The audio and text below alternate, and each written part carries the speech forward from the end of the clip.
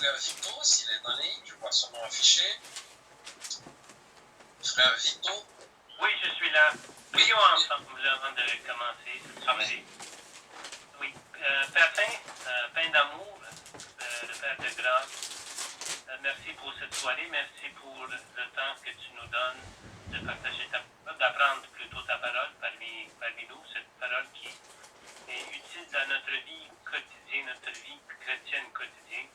Merci qu'on écoute, pas seulement qu'on écoute, mais aussi on met en pratique qu'est-ce qu'on apprend, Père Saint.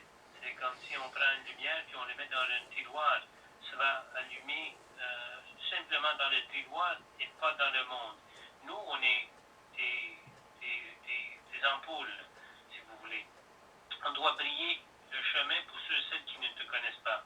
Soit avec le frère que vous avez choisi ce soir, fait que le frère comprend lui aussi, il est simplement un instrument de ta parole que tu utilises pour partager ta doctrine, ta sainte parole, Père Saint.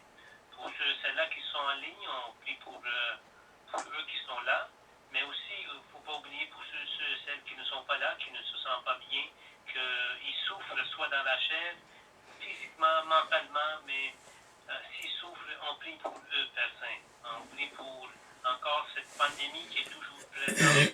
On parle encore qu'on doit respecter les règles qui sont mises en place, mais comme on peut constater, Père Saint, on écoute, mais on ne fait pas ce qu'on entend, Père Saint. Et plus qu'on n'écoute pas, plus qu'on ne respecte pas les lois de distanciation, plus de temps que cette pandémie va être là. Et on prie aussi pour les docteurs, les scientifiques qui travaillent sur un vaccin. On espère que bientôt, ce vaccin va être libre pour tout le monde, pour qu'on puisse brider de cette pandémie-là. Mais on prie pour ceux et celles qui souffrent à cause qu'ils ont perdu quelqu'un parmi les connaissances, parmi leur famille, à cause de cette pandémie-là. On prie pour ces personnes-là. Et soyez encore avec les frères et sœurs qui sont présents en ligne. Soyez avec le frère qui va livrer le message. Soyez avec nous tous. Et c'est dans le nom de ton Fils Jésus qu'on prie. Amen. Amen. Merci, frère Vito. Et alors, je salue tous. Enfin encore, je vous salue tous. Et je vous souhaite la bienvenue à l'étude de ce soir. Et c'est frère Frédéric qui aura le privilège d'étudier avec nous comme d'habitude pour ce mois. Donc, frère Frédéric, vous avez la parole. Béni soit Dieu et je salue tous les frères et sœurs qui sont en ligne avec nous et tous ceux qui sont connectés ce soir. Nous sommes plusieurs. Vraiment que Dieu bénisse sa parole et me donne la grâce de présenter cette étude sur notre thème de la campagne qui est l'inspiration et l'origine de la Bible, parole de Dieu. Et les sous-titres que je vais aborder ce soir, c'est l'autorité de la Bible face à la contestation. Alors, bien que l'autorité de la Bible était contestable, car elle vient non pas des hommes, mais de Dieu, le secret de l'autorité biblique, nous pouvons comprendre que nous en avons la preuve déjà parce que Dieu existe et qu'il parle. Mais les drames de notre génération tiennent à la négation, au rejet de la parole de Dieu. Et lorsqu'on rejette la parole de Dieu, on rejette son autorité. Cette réalité fait qu'une grande partie de notre humanité se prive de la grâce divine et se livre à une condamnation soudaine. Donc, le message de la Bible et même son autorité n'est pas basé ou n'est pas l'émanation de la culture moderne, des écrits de nos écrivains du XXIe siècle, même du début, les philosophes, les artistes, souvent même les différents peuples qui ont existé sous le soleil, qui ont bénéficié des largesses de Dieu, ils ont respiré l'air gratuitement, ils ont profité des pluies, de toutes les saisons, si vous voulez, du soleil. Mais en fin de compte, ils ont dénigré Dieu. Même les philosophes qui sont apparemment le mieux, on peut dire, instruits ou qui avaient une certaine sagesse, on a vu que tour à tour, soit ils ont dénigré Dieu et sa parole et même sa création. Mais nous pouvons dire aujourd'hui que si Dieu existe, il a parlé. Et lorsque Dieu parle, sa parole est immuable et éternelle. Mais par contre, nous pouvons constater que les valeurs humaines en dehors de Dieu chancellent.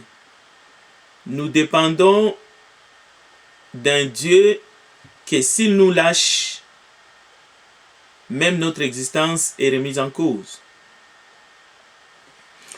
L'être humain est limité dans son existence ici-bas depuis la chute d'Adam, mais Dieu existe et il n'est pas limité. Lui, il est illimité. Il est infini. Il n'a ni commencement ni fin et il n'est pas muet. Il a parlé et nous avons, par sa grâce, à travers les Écritures, sa parole. Il nous a communiqué sa vérité. Et nous pouvons, grâce à sa parole, découvrir les secrets de son autorité. Nous pouvons même voir à travers les Écritures l'autorité divine dans la création, dans ses commandements, dans sa parole. Mais dans sa sagesse aussi. Parce que dans sa sagesse, le but de Dieu, ce n'est pas de nous écraser, mais c'est plutôt de nous transmettre sa parole bénie. Donc, il est indéniable et nous ne voulons pas perdre de vue le fait que la parole de Dieu nous est présentée dans son intégralité. Bon, que cela plaise aux hommes que nous sommes, pécheurs, rebelles, tour à tour, nous sommes conscients que la prédication ou même les paroles des prophètes a toujours froissé les humains. Et pas plus loin, dans le Nouveau Testament, nous pouvons voir même que cela est présenté comme un scandale pour les uns, une folie pour les autres, les païens que nous sommes. Donc, tout au long des siècles, il a plu à Dieu de bénir la prédication de sa parole. Pour quelle finalité? C'est celle du salut des âmes sans distinction, mais aussi la parole est là pour l'édification du corps du Christ. Donc, ce n'est pas grâce à une formation académique ni grâce à un don de persuasion ou d'éloquence qu'un cœur ou une âme sera touché par la parole de Dieu. Donc, l'autorité de Dieu, à travers sa parole, nous empêche d'adapter le message qui suscite la foi aux besoins des consommateurs ou des auditoires ou des gens qui vont écouter cette parole. Donc, la parole de Dieu doit être prêchée, livrée, proclamée comme étant l'unique vérité qui sauve. Bien que Dieu peut sauver même les gens qui n'ont pas eu les privilèges que nous avons de disposer cette parole et de l'entendre plus d'une fois. Mais l'Église a besoin que cette vérité soit la seule pour édifier le corps du Christ, soit la seule vérité prêchée pour le salut des âmes, et même pour exercer la discipline au sein de l'Église, nous avons la parole de Dieu. Les sermons sont à présenter, à expliquer comme des enseignements. non pas pour mettre en avant nos opinions personnelles dans le but de discuter ou de créer des conflits pour faire prévaloir nos opinions personnelles, les idées du moment. Nous ne devons rien accepter d'autre que ce que Dieu a donné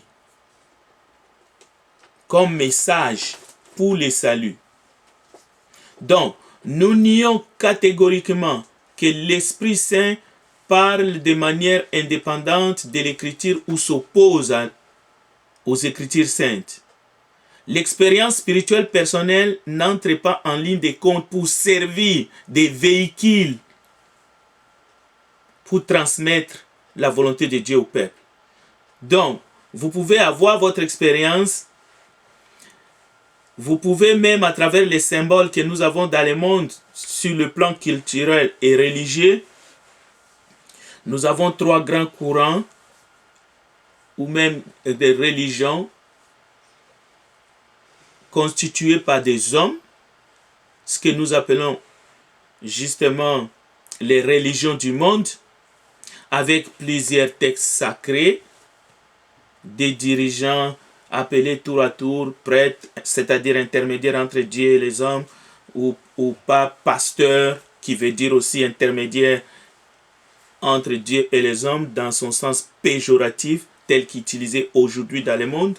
Il y a des gens qui s'appellent pasteurs parce qu'ils se positionnent comme étant l'interlocuteur entre les autres membres dans l'assemblée et Dieu. Nous voulons simplement dire aujourd'hui que on ne peut pas parler de l'autorité de la parole ou de quelqu'un qui respecte l'autorité de la parole, qui les reconnaît, lorsqu'on est prêt à falsifier la parole de Dieu, lorsqu'on a pris la tendance des faux prophètes, des faux apôtres. Dans ce sens, même si la Bible condamne nos faiblesses, nos croyances, nos cultures, nos préférences, pouvons-nous croire sans compromis que c'est Dieu qui parle dans les Écritures pour le salut éternel de l'humanité, de sa création, des humains sur la terre. Les textes bibliques sont clairs. Nous ne devons y ajouter rien et nous ne devons y retrancher rien sans que cette même parole nous interpelle. Le premier texte que nous allons lire, c'est Ésaïe 45, verset 9, que je demande à Gloria de nous lire le texte. Ésaïe 45, verset 9, vous pouvez suivre aussi dans votre Bible. D'accord. Juste 9. Malheur à qui conteste avec son Créateur, vase parmi des vases de terre.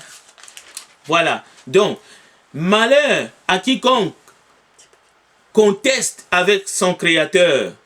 Nous ne sommes que des vases. Lui, il est le potier. Alors, dans son message, à travers les Écritures, Dieu a un but ultime. Il nous aime et il nous donne les preuves de son amour. C'est ça le message de la Bible. Colossiens chapitre 2, versets 2 à 3, suivant.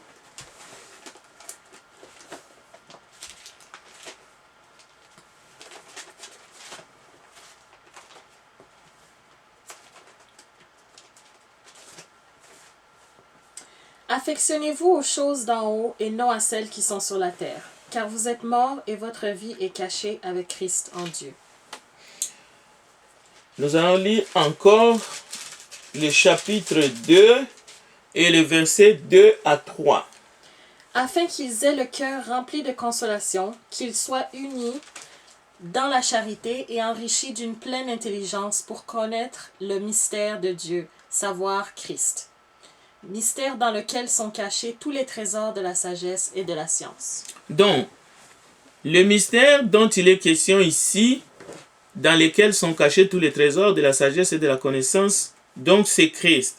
Mais étant donné que notre sujet, c'est la parole de Dieu, dans cette parole, nous pouvons voir la sagesse divine. Donc, dans la sagesse et la connaissance, qui pour nous, dans Colossiens chapitre 2 et 3, est Christ, qui en est le seul détenteur, mais nous pouvons comprendre que la parole de Dieu, qui a été au commencement, qui était avec Dieu, et qui était Dieu, qui était au commencement avec lui, lorsque la Bible nous dit que cette parole a été faite chair et qu'elle a habité parmi nous, pleine de grâce et de vérité, donc, nous pouvons contempler comme ceux qui nous ont précédés sa gloire, la gloire de la parole, une gloire comme celle du Fils unique venu du Père, parce que si dans le passé c'est à travers les prophètes que Dieu a parlé à son peuple, mais aujourd'hui c'est à travers les fils que Dieu nous parle. Donc la parole de Dieu, c'est la parole de Christ. Et la parole de Christ, c'est à travers elle que nous pouvons contempler la gloire de Dieu. Nous ne pouvons pas contester avec Dieu. Dans ce sens, nous reconnaissons l'autorité de la parole, l'autorité de Dieu.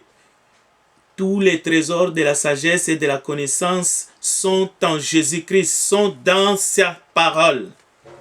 À plusieurs reprises, la Bible nous parle de deux sagesses, et à chacune leur propre source ou origine. D'abord, il est question de la sagesse d'en bas. Cette sagesse est de la terre. La Bible dit que sa source n'est pas divine, parce que la sagesse d'en bas, on peut voir dans la démarche d'Adam et Ève de manger justement les fruits défendus. Ils ont développé une certaine sagesse qu'on peut dire qu'ils ont cédé à l'ennemi, qui est le diable. Mais la parole nous parle toujours dans Jacques d'une sagesse d'en haut, donc qui vient du ciel, dont la source est Dieu. Donc cette sagesse d'en haut n'est pas humaine. Bien sûr, cette sagesse d'en haut, nous pouvons l'acquérir. Comment? La parole de Dieu nous guide dans ce sens-là. Cette sagesse que Dieu donne à quiconque le veut, à quiconque veut le Seigneur Jésus comme étant son sauveur unique. Cette parole est éternelle et immuable. Elle est parfaite. Et elle n'aura pas de fin. La parole de Dieu nous guide, nous procure cette sagesse. Et la Bible dit que la parole de Dieu demeure éternellement. Mais comment pouvons-nous acquérir cette sagesse justement à travers la parole, les Écritures saintes? Ne dit-on pas que la crainte de l'Éternel, c'est le commencement de la sagesse? Alors, l'homme s'efforce par l'observation, les expériences, la réflexion, la recherche scientifique, à découvrir des choses, à connaître l'homme, à se connaître soi-même, ou même l'homme cherche à connaître Dieu, mais en utilisant une sagesse qui est terrestre. Ça, c'est un danger. L'homme cherche à expérimenter par son bon sens humain. La démarche en tâtonnant au début n'est même pas condamnable. L'homme cherche à être de plus en plus raisonnable à ce 21e siècle. On dit d'ailleurs que la qualité d'un homme sage, c'est la modération. Être éloigné de l'excès. Il ne faut pas être dans les extrêmes. Apparemment, il faut être un homme calme. Voilà un homme qui a du bon sens. C'est toujours un homme prudent dans ses approches, car c'est la prudence qui fait l'homme, dit-on. Et on peut même aller plus loin, parce que certains vont considérer, écoutez, il ne faut pas aller très à fond, il faut être toujours équilibré dans notre raisonnement ou même dans notre croyance. D'ailleurs, il est dit d'un enfant calme, un enfant sage, exemplaire, c'est un enfant qui n'a pas des convictions au fait qu'il est un peu manipulable. On parle de la sagesse d'Orient, la sagesse des Grecs. d'où le mot Sophia. L'amour du savoir. Mais tout cela, c'est la recherche d'une connaissance spéculative du monde qui cherche à expliquer même l'ordre de la création, par exemple. C'est pour cela que on trouve en opposition deux théories. La théorie de la création, qui tire sa source dans les Écritures, et particulièrement dans les livres de Genèse, mais il y a aussi des gens intelligents, selon le monde, qui croient à l'évolution, qui sont des scientifiques et qui expliquent tout à partir de l'évolution. Mais regardons ce que Jacques nous dit au chapitre 3, les versets 13 à 7, parce que nous voulons regarder ces deux sagesses à la lumière de la parole de Dieu. Jacques chapitre 3, 13 à 17. Lequel d'entre vous est sage et intelligent, qu'il montre ses œuvres par une bonne conduite avec la douceur de la sagesse. Mais si vous avez dans votre cœur un zèle amer et un esprit de dispute, ne vous glorifiez pas et ne mentez pas contre la vérité. Cette sagesse n'est point celle qui vient d'en haut, mais elle est terrestre, charnelle, diabolique. Car là où il y a un zèle amer et un esprit de dispute, il y a du désordre et toutes sortes de mauvaises actions. La sagesse d'en haut est premièrement pure, ensuite pacifique, modérée, conciliante, pleine de miséricorde et de bons fruits, exempte de duplicité et d'hypocrisie.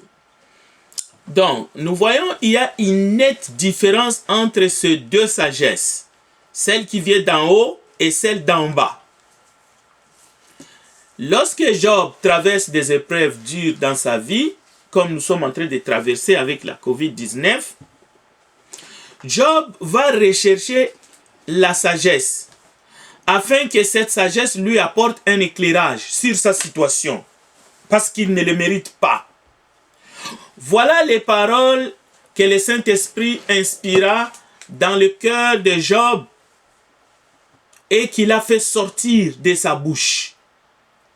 J'aimerais bien que nous regardions ensemble dans le livre de Job au chapitre 28, parce que nous traversons une épreuve en ce moment, mais écoutons les paroles de sagesse qui sortent de la bouche de Job. Job chapitre 28, versets 12 à 28. Mais la sagesse, où se trouve-t-elle? Où est la demeure de l'intelligence? L'homme n'en connaît point le prix.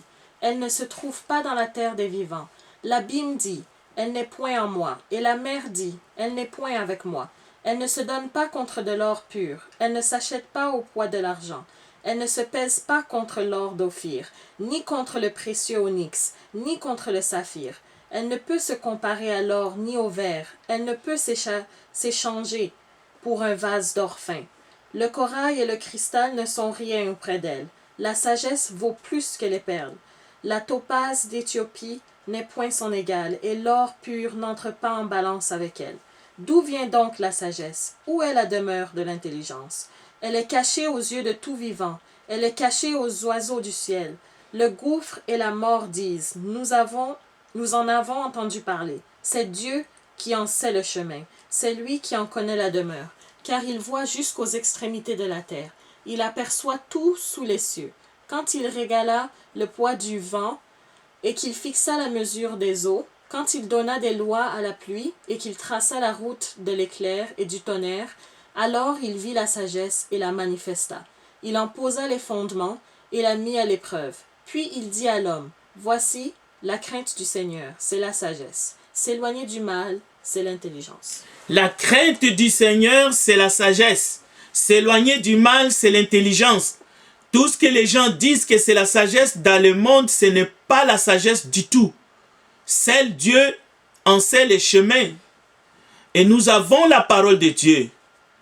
La question, est-ce que nous en reconnaissons l'autorité? Où est la demeure de l'intelligence? Elle est cachée aux yeux de tout vivant. La sagesse ne se compare pas aux richesses de ce monde, l'or, les pierres précieuses. Elle ne s'achète pas la sagesse à coups de billets de dollars. L'homme n'en connaît pas les prix. La sagesse est cachée aux yeux de tout vivant. c'est Dieu seul qui en connaît les chemins. Le verset 28 nous enseigne. Et d'ailleurs, voici, la crainte du Seigneur, c'est la sagesse. S'éloigner du mal, c'est l'intelligence. En Psaume 111, verset 10, nous lisons « La crainte de l'Éternel, c'est le commencement de la sagesse. Tous ceux qui l'observent ont une raison saine. » Ça veut dire, ceux qui regardent la parole de Dieu aujourd'hui, en écoutant peut-être la Bible, lit jour après jour, dans des offices religieux, mais en réalité dans le cœur, cette parole de Dieu n'a pas de place, n'ont pas une raison saine. Psaume 111, verset 10. Comprenons bien ce que dit ce texte. La crainte de l'Éternel n'est que le commencement de la sagesse, c'est-à-dire la porte. Maintenant, il nous faut rentrer dans la profondeur. Il nous faut recevoir dans notre vie au quotidien. Il nous faut marcher avec Dieu. Il nous faut marcher en esprit et non selon la chair. Les jours parleront, le grand nombre des années enseignera la sagesse. Job 32, versets 7 à 9. En réalité, dans l'homme, ce n'est pas la chair et les os. En réalité, dans l'homme, ce n'est pas tout ce que l'homme possède dans ce monde. En réalité, dans l'homme, c'est l'esprit, le souffle du Dieu Tout-Puissant qui donne l'intelligence. Ce n'est pas l'âge qui procure la sagesse. Job chapitre 32, verset 7 à 9. La sagesse vient par le souffle du Tout-Puissant, c'est-à-dire le Saint-Esprit. On peut disposer même dans sa bibliothèque toute une compilation des Bibles, toutes les versions confondues. Mais la sagesse vient par le souffle du Tout-Puissant, c'est-à-dire le Saint-Esprit. Job chapitre 12, verset 13. En Dieu réside la sagesse et la puissance. Écoutons le témoignage dans Job chapitre 12, verset 13, pour avoir les cœurs nets. En Dieu réside la sagesse et la puissance. Le conseil et l'intelligence lui appartiennent. Ce qu'il renverse ne sera point rebâti, celui qui l'enferme ne sera point délivré. La sagesse vient de la parole qui est esprit et vie. Ésaïe l'a prophétisé au chapitre 11 et au verset 12. Un rejeton naîtra de ses racines. L'esprit de l'Éternel reposera sur lui. Esprit de sagesse et d'intelligence. Esprit de conseil et de force. Esprit de connaissance et de crainte de l'Éternel. Ne vous sous-estimez pas, Église du Dieu vivant, Église du Christ de Montréal. Le monde a besoin de cette parole de vie, la parole de Dieu. Ne lésinons pas sur nos moyens. Ne sous-estimez pas, ne vous sous-estimez pas, et surtout, nous avons tous besoin les uns les autres. Nous devons tout faire selon nos moyens pour diffuser cette parole au monde. Le monde a tellement besoin. Ce monde est plus que perdu. Pourquoi? À cause, justement, de l'absence de la vraie parole prêchée pour le salut des âmes. On parle aujourd'hui même de plusieurs Bibles. La Bible hébraïque juive, bien entendu, elle rassemble 613 commandements, c'est une partie, là on est tous d'accord, mais dans le christianisme, on trouve plusieurs autres livres qui s'appellent Bible, et qui contiennent deux parties, l'Ancien et le Nouveau Testament, mais aller plus loin, il y a de la contrefaçon de la Bible. Et on trouve d'autres livres, d'autres textes dits sacrés dans les plus grandes religions du monde, qui ont parfois des points communs, mais aussi des points divergents. Mais nous voulons simplement dire haut et fort, nul ne peut prétendre servir l'Éternel, le Dieu vivant, le Père de notre Seigneur et Sauveur Jésus-Christ, en dehors de sa volonté. Et sa volonté se trouve dans sa parole. Donc, la parole de Dieu, comme nous le disions tout à l'heure, ce n'est pas un outil pour la division dans le corps du Christ. Je répète, la parole de Dieu, ce n'est pas un outil pour diviser le peuple de Dieu. Mais c'est un outil, la parole de Dieu, c'est le bras de Dieu pour sauver ce monde. Jésus a dit, ne croyez pas que je suis venu apporter la paix sur la terre. Matthieu chapitre 10, verset 34. Il a encore dit, je suis venu jeter un feu sur la terre. Et qu'ai-je à désirer s'il est déjà allumé? Luc chapitre 12, verset 47 à 53. Et si vous continuez votre lecture, votre étude, vous allez voir Jésus en train de faire des déclarations. Pensez-vous que je sois venu apporter la paix sur la terre? Non, vous dis-je, mais la division. Pourquoi Jésus a dit de tels propos? Est-ce que le Seigneur savait que les gens allaient interpréter en mal ces propos? Probablement, étant omniscient, omnipotent, omniprésent, il le savait.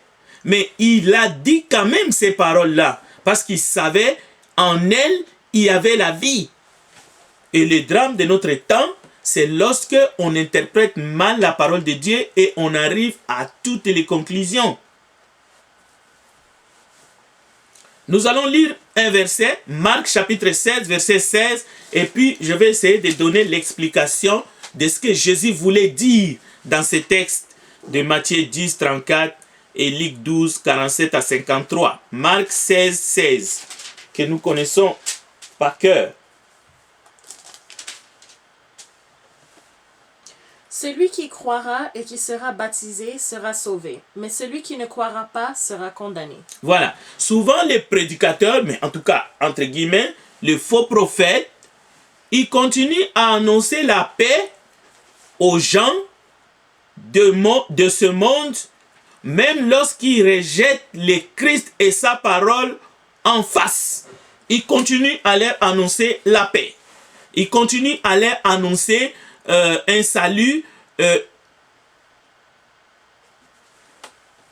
Mais lorsque nous lisons Marc 16, 16, le message est simple. Celui qui croira et qui sera baptisé sera sauvé.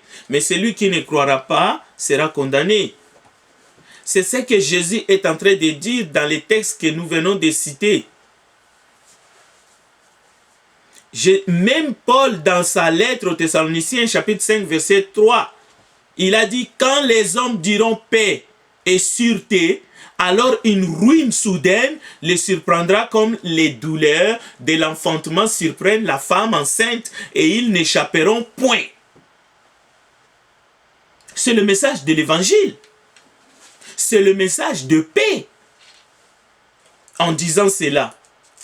Alors lorsque Jésus parle de la division du feu sur la terre, Jésus n'est pas en train de dire que la parole de Dieu va causer la division dans l'église, les corps du Christ. Pourquoi alors Jésus a prié pour l'unité dans Jean 17? Pourquoi il l'aurait fait? Pourquoi Éphésiens chapitre 4 verset 1 déclare que les chrétiens doivent s'efforcer à conserver l'unité par les liens de la paix? Le monde, la terre, la famille biologique, la société, ce n'est pas l'église. Les sectes parmi les chrétiens, même si Jésus a dit cela fait partie des scandales et qu'il y en aura, mais c'est dans le contexte de rejet total, c'est dans le contexte de la condamnation de ceux qui en sont responsables. c'est dans le contexte du jugement sans appel du Dieu Tout-Puissant pour les chrétiens qui essaient de s'aventurer et causer au nom de la parole de Dieu des divisions dans le corps du Christ. 1 Corinthiens chapitre 11, verset 17 à 22, Paul va aller plus loin pour dire c'est pour cela qu'il y a des malades, qu'il y a des morts, qu'il y a des infirmes parmi vous. 1 Corinthiens chapitre 11, verset 17 à 22. En donnant cet avertissement, ce que je ne loue point, c'est que vous vous assemblez non pour devenir meilleurs, mais pour devenir pires. Et d'abord, j'apprends que, lorsque vous vous réunissez en assemblée, il y a parmi vous des divisions, et je le crois en partie, car il faut qu'il y ait aussi des sectes parmi vous, afin que ceux qui sont approuvés soient reconnus comme tels au milieu de vous. Lors donc que vous vous réunissez, ce n'est pas pour manger le repas du Seigneur. Car quand on se met à table, chacun commence par prendre son propre repas, et l'un a faim, tandis que l'autre est ivre. N'avez-vous pas des maisons pour y manger et boire, ou méprisez-vous l'Église de Dieu, et faites-vous honte à ceux qui n'ont rien? Que vous dirai-je? Vous louerai-je? En cela, je ne vous loue point. Car j'ai reçu du Seigneur ce que je vous ai enseigné. C'est que le Seigneur Jésus, dans la nuit où il fut livré, prit du pain. Les chrétiens doivent faire des efforts pour rester une communauté unie autour de la parole de Dieu. Une communauté chrétienne unie autour de la parole de Dieu, voilà ce que Dieu recherche. C'est la prière de Jésus dans Jean 17. Mes amis, nous insistons là-dessus. La parole de Dieu insiste. C'est un ordre, c'est une obligation. L'unité des chrétiens, c'est une insistance. C'est la célébration même du retour de notre Seigneur à la table du Seigneur. Il ne faut pas qu'il y ait des divisions dans la famille de Dieu. Un ennemi peut vous attaquer dans le but de vous affaiblir. Il fera tout pour vous diviser. Éphésiens chapitre 4, versets 1 à 6. Vous efforçant de conserver l'unité de l'esprit par les liens de la paix. Il y a un seul corps, un seul esprit, une seule espérance, un seul Seigneur, une seule foi, un seul baptême, un seul Dieu, Père de tous, qui est au-dessus de tous, et parmi tous et en tous. Ne dit-on pas que l'union fait la force? Enfants de Dieu, lecteurs de la Bible, vous qui lisez la Bible dans le but de diviser les gens, dans le but de créer des confusions, ne dit-on pas que l'unité, Jésus-Christ a prié pour les exemples de l'unité dans le monde? Voyons quelques exemples. On parle de l'Union européenne. C'est quoi l'Union européenne? L'OTAN, même les États-Unis à côté de nous. N'est-ce pas 51 États qui se sont mis ensemble? Les alliances atlantiques. Lorsque l'URSS existait, l'Union des républiques socialistes soviétiques, n'est-ce pas c'était une grande puissance? Jusqu'à ce que les drames arrivent. La Chine populaire de Mao Tse-tung. Jetons un coup d'œil du côté de l'Afrique, l'OIA, l'Organisation de l'Unité africaine. Mais là encore, lorsque les gens sont divisés, remplis d'esprit de division, de haine, c'est l'implosion de l'intérieur. Et le malheur, c'est lorsqu'on dit que c'est à cause de la parole qu'on s'en va pour essayer de commencer, soi-disant, une nouvelle assemblée. Non, ce n'est pas possible. C'est pour cela que dans certains pays, on parle de la balkanisation. Parce que lorsqu'on injecte les germes de la division, c'est pour imploser. Et ces drames-là peut toucher, peut tenter le peuple de Dieu. C'est pour cela que Jésus, il a dit, faites attention. Lorsque un peuple est divisé, tout royaume est divisé, ne va pas subsister. Le diable tente les enfants de Dieu, même dans le corps du Christ. Localement. Nous parlons ici des églises locales. Les disputes, les polémiques, les querelles affaiblissent les chrétiens individuellement. Donc, une bonne compréhension de la parole de Dieu nous rapprochera les uns les autres.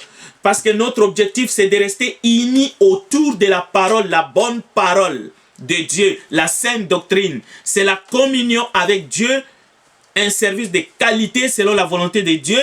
Et cette volonté se trouve dans la parole de Dieu. C'est l'amour les uns les autres. Provoquer des disputes à cause de la parole de Dieu, c'est une abomination. La parole ne nous demande pas à nous diviser. Au contraire, l'amour de la vérité, l'amour de la sainte doctrine, ce n'est pas une source de division et de querelles dans l'Église. Pourquoi? Parce que nous avons reconnu l'autorité, pas d'un homme, d'un humain mortel, mais parce que nous avons reconnu l'autorité de la parole de Dieu. L'autorité de Christ, qui est le chef de l'Église. Donc, la parole de Jésus-Christ, lui qui a dit « Je suis le chemin, la vérité et la vie », c'est un chemin droit qui mène à l'unité, à la cohésion de tous les membres du corps du Christ, comme un homme qui se met debout, ses membres sont en bloc. Toute division, même petite, est condamnable. Toute personne qui appelle à la division est condamnable. La Bible dit après un premier et un second avertissement. Les guerres fratricides que le monde a connues au nom d'une certaine doctrine, au nom de la parole de Dieu, les croisades, c'était un signe du paganisme. C'est le signe que ces gens ne connaissaient ni Dieu ni sa parole. Parce qu'on a tué des gens, parce qu'on a voulu les convertir par la force. Il y a eu des conquêtes des terres au nom d'une certaine doctrine machiavélique. Mais la Bible n'a jamais été un instrument ni un outil dans le main d'un peuple ou d'une certaine politique pour faire du mal. Non, ceux qui l'ont fait ne l'ont pas fait au nom de la parole de Dieu ni au nom du Dieu Tout-Puissant. 1 Thessaloniciens, chapitre 5, verset 9, encore une fois, revenons dans la grâce de Dieu, dans son amour, à travers les Écritures pour voir quel est son dessein en nous donnant les Saintes Écritures. 1 Thessaloniciens, chapitre 5, verset 9. Car Dieu ne nous a pas destinés à la colère, mais à l'acquisition du salut par notre Seigneur Jésus-Christ. Qui est mort pour nous, afin que soit que nous veillions, soit que nous dormions, nous vivions ensemble avec lui. Voilà l'ultime but de la parole de Dieu. Donc la parole de Dieu n'est pas là pour séparer, pour diviser, pour mettre les chrétiens les uns contre les autres. Dieu ne nous demande pas de tout connaître, mais de connaître ce qui est nécessaire, envie de lui obéir, envie de faire sa volonté. C'est pour cela qu'il est dit, car nous connaissons en partie et nous prophétisons en partie. Mais quand ce qui est parfait sera venu, ce qui est partiel disparaîtra.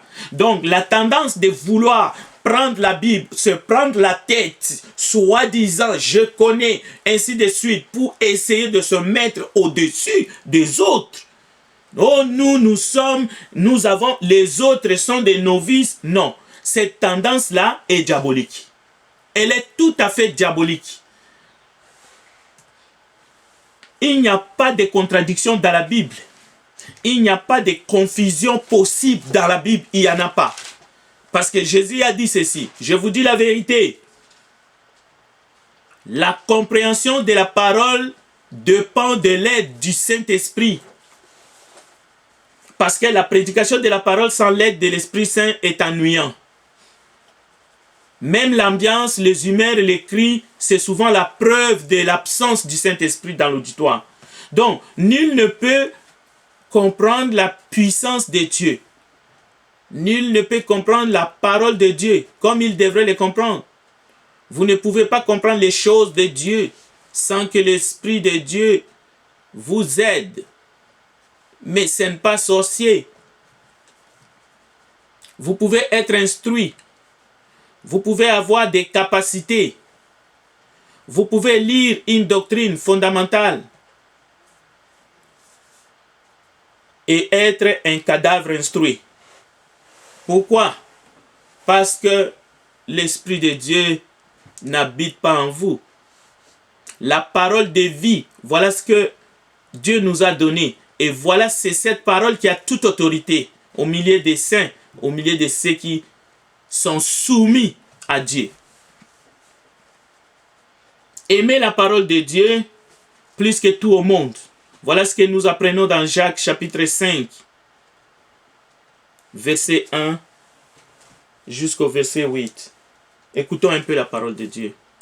À vous maintenant riches, pleurez et gémissez à cause des malheurs qui viendront sur vous. Vos richesses sont pourries, et vos vêtements sont rongés par les teignes. Votre or et votre argent sont rouillés, et leur rouille s'élèvera en témoignage contre vous, et dévorera vos chairs comme un feu. Vous avez amassé des trésors dans les derniers jours. Voici le salaire des ouvriers qui ont moissonné vos champs, et dont vous les avez frustrés. Crient, et les cris des moissonneurs sont parvenus jusqu'aux oreilles du Seigneur des armées. Souvent, on met la parole de Dieu au même niveau que les richesses de ce monde. On dit, celui qui a la carotte, il manie le bâton. Non, la parole de Dieu n'est pas comparable aux richesses de ce monde. Si nos cultures ancestraux continuent à rejeter les Écritures, si nos traditions et coutumes qu'on nous impose dans ce monde moderne continuent à défier l'autorité de la parole de Dieu, il importe que chaque chrétien se range résolument aux côtés de la Bible, parole de Dieu. Chacun, comme nous avons entendu notre frère qui a prié avant ce message, il a bien dit, il faut en même temps vivre le message de Dieu. Nous devons vivre dans l'obéissance de l'Écriture, la parole de Dieu. En ces temps où la Bible est contestée dans ce monde libéral, ce monde qui est tombé dans la culture du matérialisme, nos prises de position ne suffisent pas. Le monde attend des chrétiens qui lui démontrent ce que signifie vivre sous l'autorité des Écritures. Le monde attend que les chrétiens démontrent par leurs actions ce que signifie vivre sous la seigneurie de Christ. Grâce à la parole de Dieu, n'oublions pas notre rôle en tant que lumière du monde et celle de la terre. Comme chrétiens, car nous avons une mission étant dans ce monde, bien que nous ne sommes pas du monde. Mais ce qui arrive, souvent, nous sommes submergés par nos cultures, nous sommes submergés par nos nations. C'est pour cela que nous avons parlé de la contestation de l'autorité de la parole de Dieu. Dans le cadre de la contestation, même de l'origine de la Bible et son inspiration dans ce monde, autour de nous, militer pour l'autorité de la parole de Dieu n'est pas une simple affaire. Je peux vous le dire, pendant ces mois, alors que nous avons pris du temps pour préparer cette campagne sur ces sujets, ce n'est pas facile dans un monde où la parole de Dieu est mise au rencard de sortir et dire au monde que l'origine de la Bible est céleste, l'autorité de la Bible est suprême. Ce n'est pas une simple prise de position théorique. Nous devons passer à la pratique. Cela aura des répercussions pour notre salut personnel à la longue. Si nous jouons juste à la théorie, mais si nous ne regardons pas le bien du monde autour de nous, les gens qui sont meurtris, car ce monde n'est pas seulement perdu, mais ce monde est meurtri, désespéré. Mais la grâce de Dieu que nous disposons, que la grâce de Dieu qui se manifeste à travers la prédication de la parole, mais une parole qui est prêchée avec autorité, le monde peut retrouver l'espoir Pas seulement d'une vie meilleure ici-bas, loin de là. Ce n'est pas ce que nous prônons. Ce n'est pas un évangile social. Mais nous disons que le monde a besoin de se reconnecter avec son Créateur. Et par la grâce de Dieu, la Bible donne une solution ultime à toute âme. Ce monde a pleinement droit à cela. Avec Jésus-Christ, notre Seigneur, la parole de Dieu incarnée, nous nous efforcerons à dire que la parole de Dieu peut sauver les âmes de ceux qui croient. Cette parole, c'est la parole de vie. Cette parole est la parole de vérité. Cette parole peut sauver les âmes. Cette parole peut sauver les membres de vos familles avant qu'ils quittent ce monde, bien entendu. N'attendez pas que vous perdiez les membres de vos familles pour aller payer des messes. Cela ne changera pas leurs conditions. Dans ces cas, ils seront perdus pour l'éternité. 2 Timothée chapitre 4, nous lirons les versets 3 à 4 et nous terminerons par Romains chapitre 15 à partir du verset 4. Ce sera notre dernier texte. Lisons 2 Timothée chapitre 4, les versets 3 à 4. Car il viendra un temps où les hommes ne supporteront pas la saine doctrine, mais, ayant la démangeaison d'entendre des choses agréables, ils se donneront une foule de docteurs, selon leurs propres désirs, détourneront l'oreille de la vérité et se tourneront vers les fables. Cherchez Romains chapitre 15. Ne vous y trompez pas. On ne se moque pas de Dieu. Ce qu'un homme aura sémé, il le moissonnera. Mais la bonne nouvelle, c'est que le salut est plus proche de tout homme, sans distinction. La parole est plus près de vous. Elle est même dans votre bouche. Il suffit d'ouvrir la bouche et de crier à Dieu et de crier au Sauveur. Il vous attend. Il vous tend sa main ce soir. La parole de Dieu, c'est en elle qu'il y a la vie. Dieu a fait de sorte que il a donné son Fils unique afin que quiconque croit en lui ne périsse point mais qu'il ait la vie éternelle. Lisons Romains chapitre 15 à partir du verset 4 jusqu'au verset 7. Or, tout ce qui a été écrit d'avance l'a été pour notre instruction, afin que, par la patience et par la consolation que donnent les Écritures, nous possédions l'espérance. Que le Dieu de la persévérance et de la consolation vous donne d'avoir les mêmes sentiments les uns envers les autres, selon Jésus-Christ, afin que tous, ensemble, d'une seule bouche, vous glorifiez le Dieu et Père de notre Seigneur Jésus-Christ. Accueillez-vous donc les uns les autres comme Christ vous a accueillis pour la gloire de Dieu. Merci à vous tous qui nous avons suivis ce soir. Vous nous avez donné l'opportunité de vous accueillir. Maintenant, c'est notre tour de vous dire Christ est là. Il vous tend ses bras et il veut vous accueillir dans son amour, car il est mort sur la croix pour les péchés du monde. Et il veut vous sauver et il veut vous pardonner. Que Dieu vous bénisse. Merci, frère Frédéric. Merci à vous.